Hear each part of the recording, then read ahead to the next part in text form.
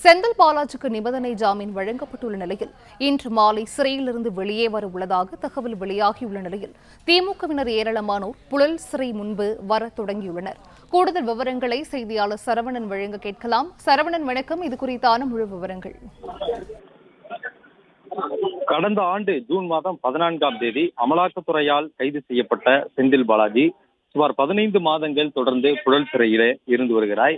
50க்கும் மேற்பட்ட முறை அவருக்கு காவல் நீட்டிப்பு வழங்கப்பட்டிருக்கிறது. ஏற்கனவே முதன்மை அமர்விலும் சென்னை உயர்நீதிமன்றத்திலும் அவர் ஜாமீன் கேட்டு மனு தாக்கல் செய்திருந்த நிலையில் அவையெல்லாம் தள்ளுபடி செய்யப்பட்டதால் உச்சநீதிமன்றத்தை அணுகி உச்சநீதிமன்றத்தில் ஆகஸ்ட் மாதம், அதாவது கடந்த மாதம் இது தொடர்பான விசாரணை நடந்தது. இன்றைய தினம் அந்த ஜாமீன் மனு மீதான தீர்ப்பு வழங்கப்பட்டு அவருக்கு ஜாமீன் வழங்கப்பட்டிருக்கிறது. 25 லட்சம் ரூபாய் சூரிட்டி வழங்கிவிட்டு 2 நபர்கள் அவருக்காக சூரிட்டி வழங்க வேண்டும். அது மட்டும் இல்லாமல் அதாவது திங்கள் மற்றும் வெள்ளி 2 நாட்களுமே அவர் அமலாக்கத்துறை அலுவலகத்திலே ஆஜராகி கையெழுத்திட வேண்டும் என்ற நிபந்தனைகள் எல்லாம் அது வழங்கப்பட்டிருக்கிறது. இன்று மாலை அவர் சிறையில் இருந்து வெளியில் வருவதற்கான வாய்ப்பு இருக்கக்கூடிய நிலையில திமுகவினர் தொடர்ந்து புழல் சிறைக்கு வர தொடங்கியிருக்கிறார்கள்.